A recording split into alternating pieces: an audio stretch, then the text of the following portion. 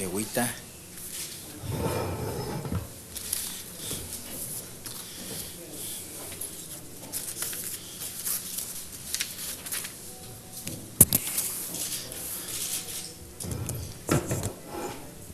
Sí. Bueno. Sí, 1, 2, 3. ¿Se escucha claro? Sí. Muy buenos días, gracias a todos ustedes por estar presentes este día. Voy a leer un documento que hemos preparado con la intención de comentarles algunos detalles que hemos visto en los últimos días. Si lo pones ahí, no importa. ¿Seguros? Bueno. En los últimos días hemos visto al presidente de los Estados Unidos emitir órdenes ejecutivas una tras otra.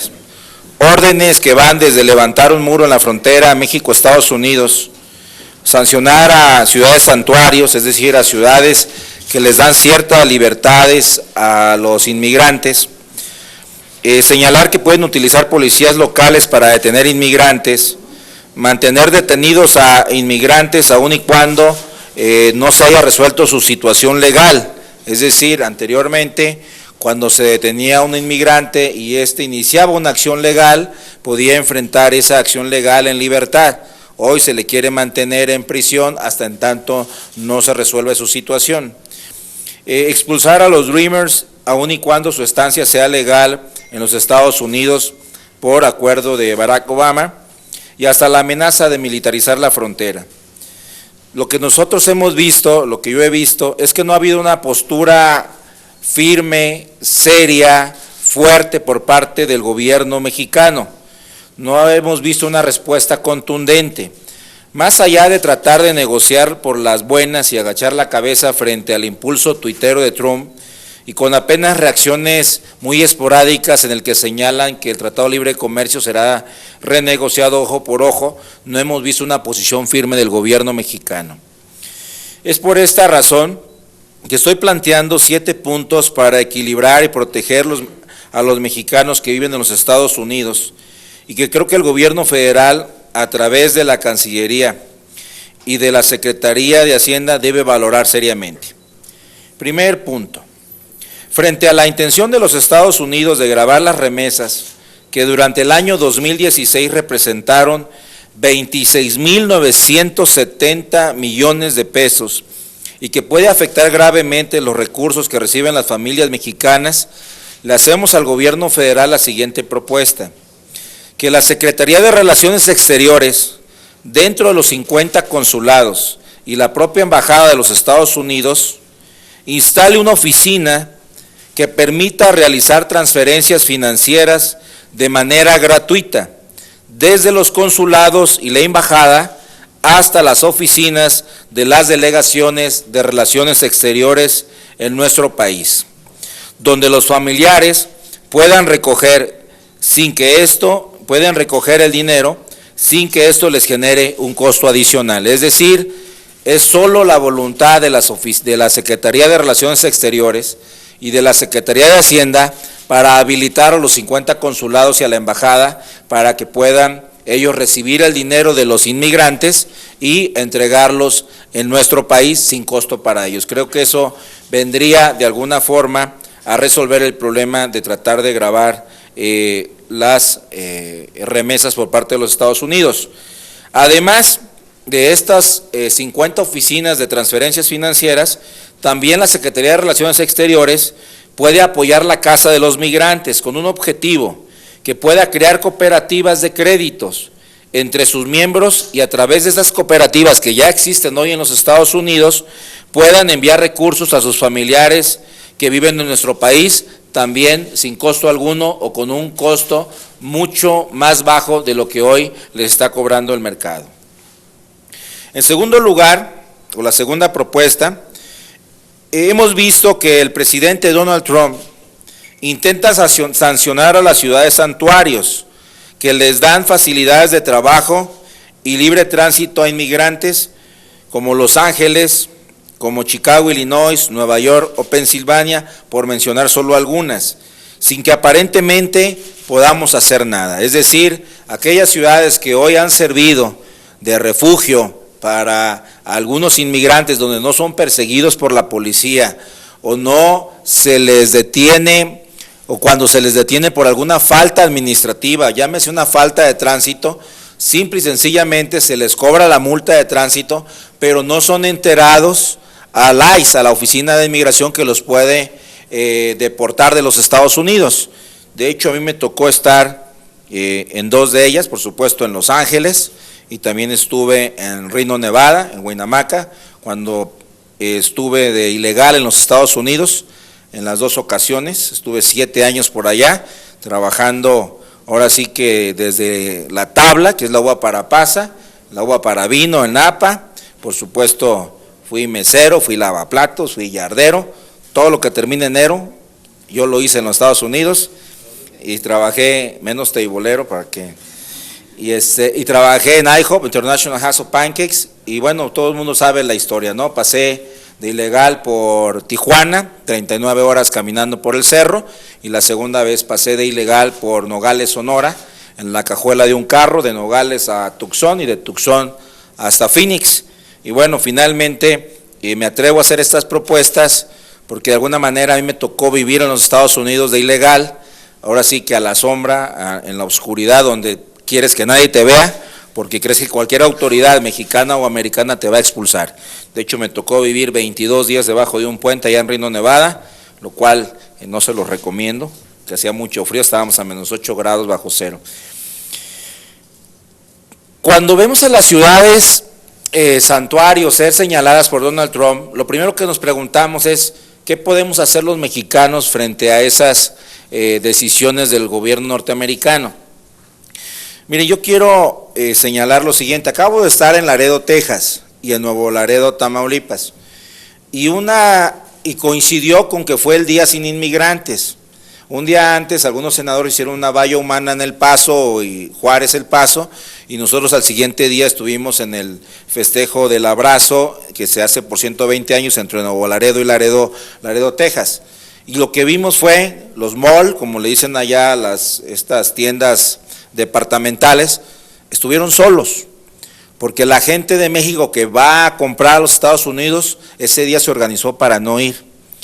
Entonces, cuando vimos que el Día Sin Inmigrantes funcionó en los Estados Unidos y muchas empresas cerraron ese día porque no había clientes, nosotros queremos hacer el siguiente planteamiento.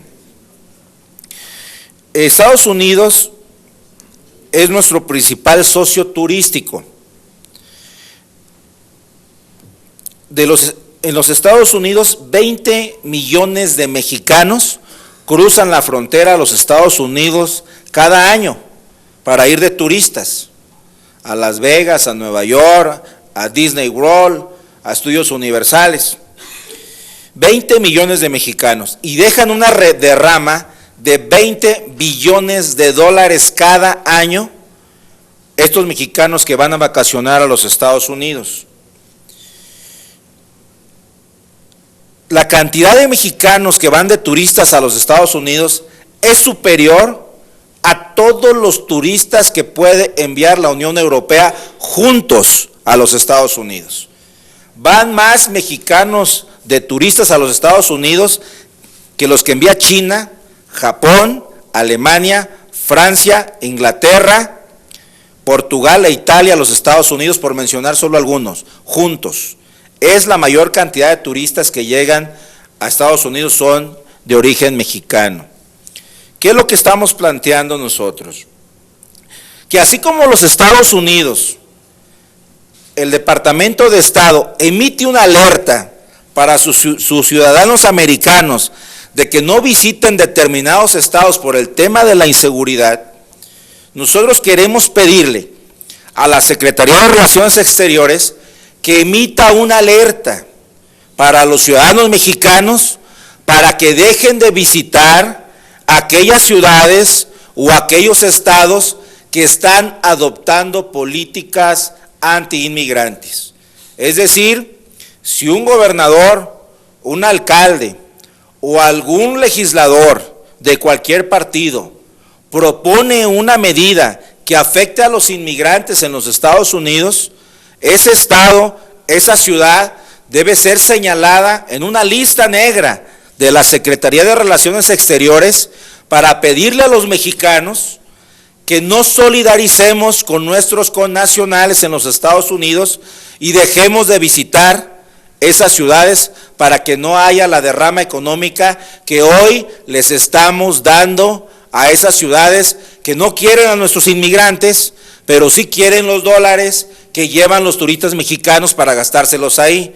Ciudades o estados como Arizona, Arkansas, Texas, Florida, por mencionar solo algunos. Le vamos a solicitar a la Secretaría de Relaciones Exteriores que haga una lista negra y ojalá de mañana el canciller en su comparecencia nos la pueda traer y que la esté actualizando día con día, porque lo único que le va a meter presión a los senadores y a los representantes en el Congreso norteamericano es que sus ciudades pierdan dinero en función de las políticas que ellos estén adoptando en la Cámara de Senadores o en la Cámara de Representantes. O si sus gobernadores o alcaldes tratan de utilizar a la policía estatal o municipal para detener a nuestros inmigrantes. Vamos a solicitarle a la Secretaría esa lista negra de ciudades y estados norteamericanos donde no nos quieren y que por supuesto, pues si no nos quieren, pues que no vayamos. Tercero, se ha insistido mucho en retirar los beneficios a los inmigrantes o que los inmigrantes reciben en los Estados Unidos. Déjenme decirles que yo trabajé en los Estados Unidos de ilegal, pero cuando trabajas en los Estados Unidos de ilegal, lo haces con un green card, como dicen los gringos, falso. Yo lo narro aquí en uno de los libros que escribimos sobre migración. Pero dentro de este libro, nosotros les señalamos también con cuánto contribuimos nosotros, y no lo estoy tratando de vender, de hecho es gratuito, con cuánto contribuimos los inmigrantes para el welfare, para el desemployment, para seguridad social y por supuesto, cuántas personas utilizan realmente estos servicios. Porque lo que sucede es que cuando trabajas con un green card de otra persona, quien recibe los beneficios es la otra persona. Y el seguro social o el número de seguro social que va acumulando los beneficios es en favor de quien te lo está rentando o quien te lo vendió temporalmente. Entonces realmente nuestros connacionales pagan mucho en impuestos, pero reciben muy pocos beneficios. Entonces inclusive pues se cambia uno hasta el nombre de vez en cuando, yo recuerdo haber tenido 6 nombres distintos. Pero a lo que voy es, hoy por hoy nos están señalando que pueden retirar algunos beneficios de los inmigrantes, como por supuesto médicos, seguro social y por supuesto hay un impuesto que está planteando el gobierno, los legisladores del estado de Florida, senadores del estado de Florida, senadores locales, en el que tratan de quitar la igualdad de lo que paga un inmigrante, un estudiante ilegal, con lo que paga un estudiante legal. Y obviamente quieren que el estudiante ilegal pague más en las universidades públicas y privadas que lo que están pagando los residentes, por poner un solo ejemplo. Nosotros lo que planteamos, y se lo estamos planteando al canciller a través de este comunicado y a través de sus medios a la propia Secretaría de Relaciones Exteriores, es que nosotros también valoremos la posibilidad de imponer un impuesto especial para aquellos norteamericanos que han decidido residir permanentemente en nuestro país, porque ustedes saben que en nuestro país hay una gran cantidad de ciudades santuarios mexicanas que los reciben con los brazos abiertos. Y hoy tenemos a miles de ciudadanos americanos viviendo en ciudades como Loreto, Baja California, como San Miguel de Allende, Guanajuato, como Chapala, Jalisco, el lago de Chapala, pues el 80% son norteamericanos que vienen a vivir ahí.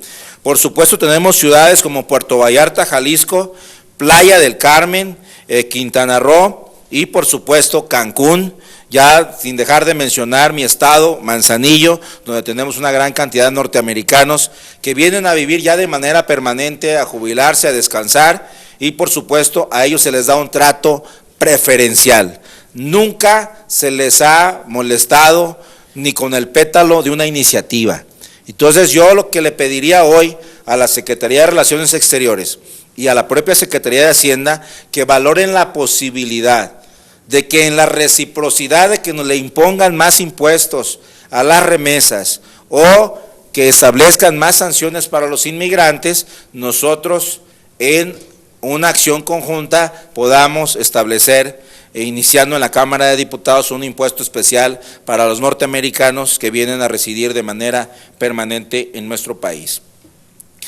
Cuarto, es claro que parte del discurso de la campaña de Donald Trump era señalar falsamente que le hemos quitado empleos a los ciudadanos americanos. Miren, déjenme decirles, yo anduve en el corte de uva y no me acuerdo, en los años que estuve trabajando, ver a un gringo a un lado mío cortando la uva. No lo recuerdo. Recuerdo que trabajé de lavaplatos en IHOP, International House of Pancakes, no lo estoy haciendo comercial, aunque los pancakes son buenos, y no recuerdo que ningún lavaplatos de IHOP haya sido norteamericano. Entonces realmente no les quitamos ningún empleo. Pero ¿qué está pasando? Es cierto que varias empresas norteamericanas se vinieron a México, pero se vienen porque la hora acá se paga en pesos y allá se paga en dólares. No es lo mismo pagarle 150, 200 pesos diarios a un mexicano a pagar $10 la hora. $10 la hora son 200 pesos al tipo de cambio del día de hoy. Y si trabajas 8 horas estás hablando que vas a ganar $80, son 1,600 pesos. Pues esa es la razón por la que vienen a invertir acá en nuestro país. Pero hoy por hoy, Donald Trump ha amenazado a algunas empresas, sobre todo armadoras de carro, de que si se instalan en nuestro país, se les va a cobrar un impuesto especial en los Estados Unidos. Y ya muchas desistieron de venir a generar esos empleos que tanto ocupábamos en Nuevo León, que tanto ocupábamos en San Luis y que tanto necesitamos al día de hoy. Por ello, yo le estoy proponiendo a la Secretaría de Hacienda y a la Secretaría de Relaciones Exteriores que también valore la posibilidad de imponer un impuesto especial a las empresas financieras norteamericanas que permanecen en nuestro país. Por tal motivo, sin esperar la renegociación del Tratado de Libre Comercio, la Cancillería y la Secretaría de Hacienda deben valorar un impuesto especial a las ganancias financieras. Les pongo un ejemplo de una empresa norteamericana, Citibanamex, que es una mezcla del inglés y el spanglish, Citibanamex, que era Banco de México. Obtuvo durante el 2007 utilidades por 17,000 millones de pesos. 2008, que fue la recesión, 12,700 millones de pesos. 2009, 18,800 millones de pesos. 2010, 22,200 millones de pesos. 2011, 14,800 millones de pesos. 2012, 18,000 millones de pesos. 2013, 18,500 millones. 2014, 14,200 millones. 2015, 18,100 millones de pesos. 2016, el año pasado, 16,600 millones de pesos. En total, al día de hoy, nada más una sola empresa norteamericana se ha llevado de nuestro país 170,900 millones de pesos, lo que equivale al gasolinazo completo. Entonces, ¿por qué no? Porque ellos se llevan los empleos y se llevan a las empresas que van a invertir, pero sí se dejan en México a las empresas que les generan ganancias importantes que terminan en los Estados Unidos. Por lo tanto, lo que nosotros estamos planteando es que exista, si se atreven los norteamericanos a imponer impuestos especiales a las remesas y a las exportaciones mexicanas, buscar los mecanismos para imponerle un impuesto especial a las empresas financieras norteamericanas que se llevan el dinero de los mexicanos a los Estados Unidos. 5, En las negociaciones que se instalarán próximamente para la revisión del Tratado de Libre Comercio, les vamos a plantear al canciller que sea obligatorio que una comisión del Senado participe en las negociaciones. No estamos dispuestos los senadores a ratificar un tratado en el que no se nos llame a ser parte de la negociación. Creo que es congruente con lo que ha planteado hoy el gobierno federal, que quiere escuchar a todos los sectores, pues la facultad exclusiva de ratificar los tratados internacionales es del Senado. Por lo tanto, le solicitamos a la Secretaría de Relaciones Exteriores la participación de una comisión especial del Senado en todas las mesas de negociación del Tratado de Libre Comercio. 6. Quiero proponer, y esto es un tema muy delicado, una modificación a la Constitución, porque en Estados Unidos hay 50 consulados, pero de los 50 consulados, solo se ratifican por parte del Senado los consulados generales, es decir, 2, 4, 6, 8, 10, 12, 14, 16, 18, 20 consulados. Pero el resto de los consulados son nombrados de manera directa por la Cancillería. ¿Qué es lo que ha pasado? Que la mitad de los consulados en los Estados Unidos no es gente del servicio exterior mexicano, es decir, no es gente de carrera que tenga los conocimientos legales y de derecho internacional que permitan defender a nuestros connacionales. Por lo tanto, para evitar esta discrecionalidad con la que hoy se ha nombrado a la mitad de los consulados en los Estados Unidos, estamos planteando la posibilidad de que estos también tengan que ser los 50 ratificados por el Senado de la República.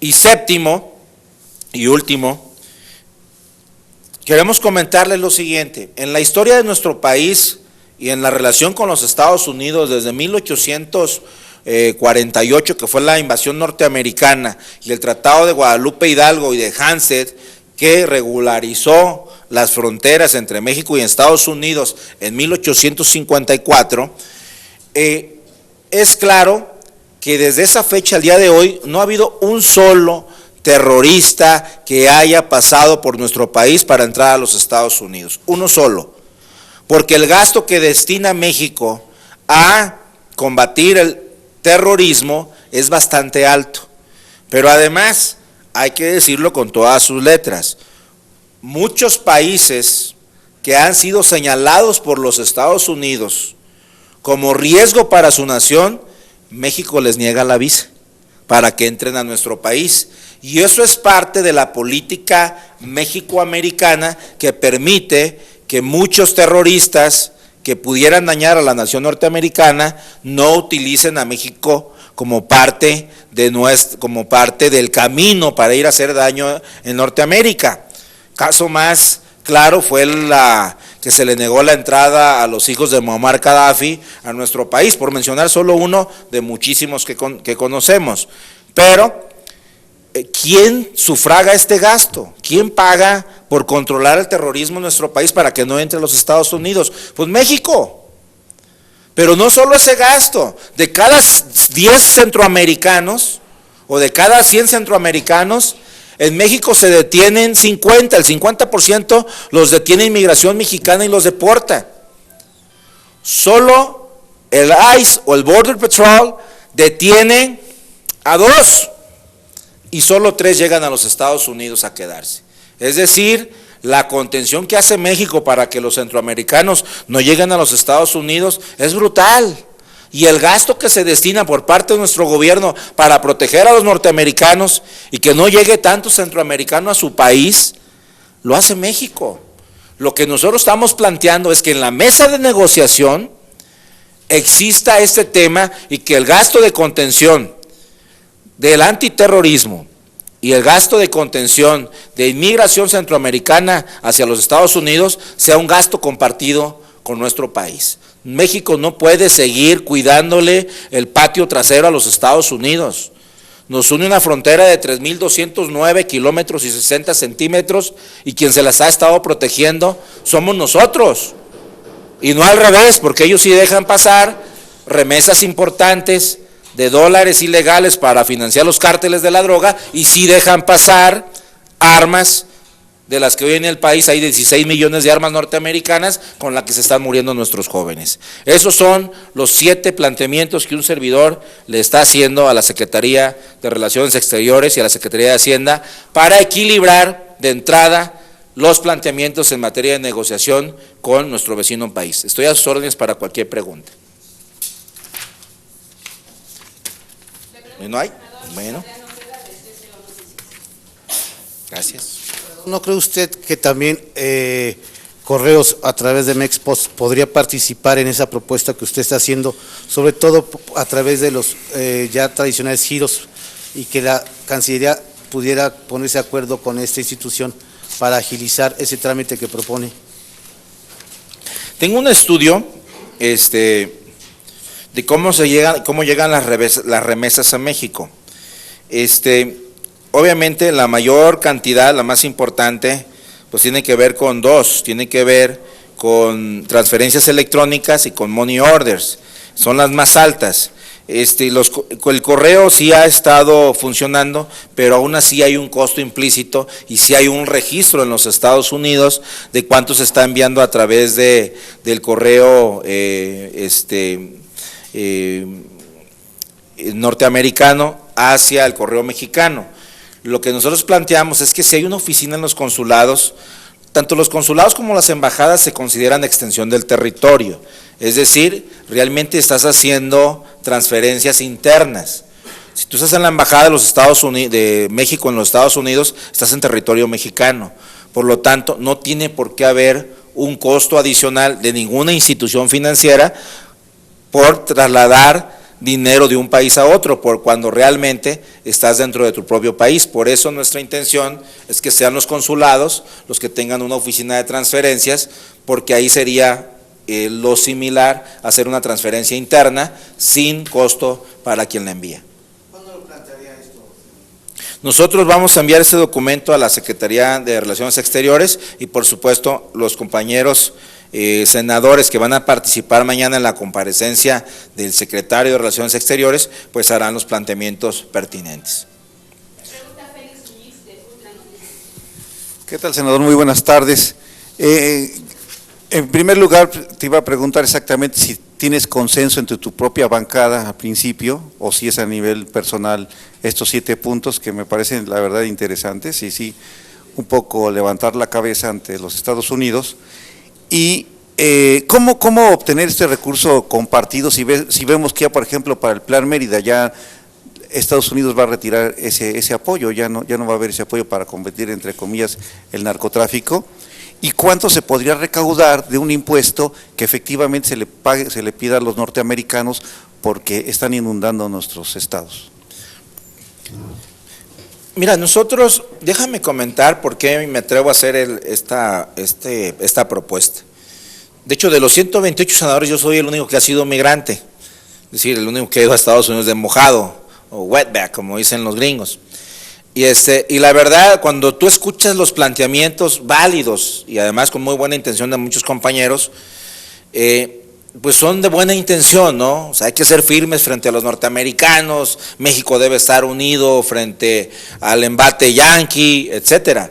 Pero realmente una acción en la que tú digas, oye, esto no es correcto, o si haces esto, pues yo puedo hacer esto otro. No la hemos visto, pues. Yo veo que todo el mundo se opone al muro. Yo creo que yo he sido de los primeros que le hicieron un hueco al muro para pasar de mojado, porque ya hay más de 1,000 kilómetros, 1,050 kilómetros de muro y tiene más de 9,000 agujeros ese muro. Y si lo siguen haciendo, lo vamos a dejar como queso, no hay ningún problema. Pero a lo que yo voy es, tienes que poner posiciones claras. Por ejemplo, en el tema de los centroamericanos, nosotros hemos tenido una política muy dura para que no entren a nuestro país y no lleguen hasta la frontera. Si Estados Unidos no desea compartir ese gasto que nosotros le ahorramos para que no lleguen, pues tú puedes dejar paso franco a la frontera y decir, bueno, te vamos a dar, así como lo hacen con los cubanos. Los cubanos, tú le decías, te voy a dar una permanencia de 20 días en el país y luego regresas. ¿Y qué pasaba? Pues se iban a Laredo. y por ahí brincaban, o se iban a Reynosa. Y entonces podían irse hasta la frontera y ahí cruzar para apegarse a la ley de pies secos, pies mojados, o entrar como asilados políticos. Entonces realmente, si Estados Unidos dice, no, yo no quiero compartir ese gasto, esa es bronca tuya, bueno, entonces debe haber de este lado también una posición muy firme de qué va a pasar. Si alguien puede estar con paso franco hasta la frontera y que sean los gringos quienes se hagan bolas con su muro y con su policía, o si realmente nosotros vamos a continuar haciéndole la chamba a ellos, porque la mayor parte de los centroamericanos no se quieren quedar en México, Ellos tienen la idea, ¿a qué se quedan en México? ¿A seguir el mismo desempleo que tienen en su país? No, su intención es llegar a los Estados Unidos, pues que se les facilite, que en lugar de que la bestia vayan arriba, pues pongan el tren completo para que la gente se vaya hasta allá. Y obviamente hay que financiar a los estados fronterizos para que los tengan un rato, mientras ellos deciden ver la forma de cruzar a los Estados Unidos. México ha sido un país muy abierto a la gente que viene a quedarse. Hemos sido muy estrictos con la gente que viene de paso. Voy a poner 3 ejemplos rapidísimos, no los quiero cansar. México ha sido un receptor de gente perseguida. Voy a dar 3 datos. El caso chileno con el golpe de Estado con Pinochet, 5,000 chilenos se vinieron a vivir a México. El golpe de Estado en Argentina, militar, 3,000 argentinos. El golpe de Estado en Uruguay. La llegada de Hitler a la Alemania nacionalsocialista nazi nos envió 2,000 alemanes a vivir a México. La llegada de Hirohito a Japón o de Mussolini a Italia durante la Segunda Guerra Mundial nos envió 4,000 italianos y 6,000 japoneses. Y por supuesto el tema de China durante la construcción del tren, que después hay una historia que narro en el libro sobre la represión México-China hacia los que vivían acá. Y por supuesto el tema de los 100,000 salvadoreños y 200,000 guatemaltecos que recibe México por ser perseguidos políticos durante los golpes de Estado sucesivos en los años 70. Entonces realmente México sí ha sido, bueno, y sin dejar de hablar de los españoles con la dictadura franquista, donde México le abrió las puertas a los compañeros y ciudadanos de España. Entonces sí hemos sido un país receptor de migrantes y donde le hemos dado la oportunidad que la gente crezca y se desarrolle. Hemos sido muy duros con los centroamericanos que quieren ir a los Estados Unidos por instancia de los Estados Unidos.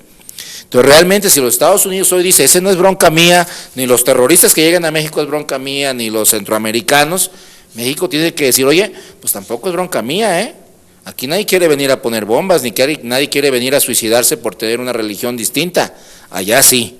Entonces creo que en la mesa debe estar esa discusión, porque por México no han pasado armas químicas, armas nucleares, armas biológicas, y nadie que haya pasado por México ha secuestrado un avión para irse a estrellar a los Estados Unidos. Entonces realmente sí no nos han valorado en la justa dimensión de lo que nosotros representamos en materia de seguridad nacional para los Estados Unidos. Nos ven como si fuéramos el patio trasero, cuando realmente les estamos haciendo uno de los mayores favores que puede pagar un país, cuidarle su 2,000, dicen 250, 3,209 kilómetros de frontera desde el Océano Atlántico hasta el Golfo desde el Océano Pacífico hasta el Golfo de México. Entonces ese es el mensaje que deben de llevar los legisladores con la gente de el gobierno de Trump. Ese es el mensaje, es un mensaje de firmeza. Peor que en el 1848, el Tratado Guadalupe Hidalgo del 54, pues no nos puede ir, pues se quedaron con la mitad, más de la mitad del territorio mexicano. Entonces sí necesitamos poner la mano firme y por supuesto la renegociación del TLC no es una cosa de decir, bueno, pues a partir de hoy México bye, ¿no? La mayor parte de los estados fronterizos, el 80% de sus exportaciones son a nuestro país.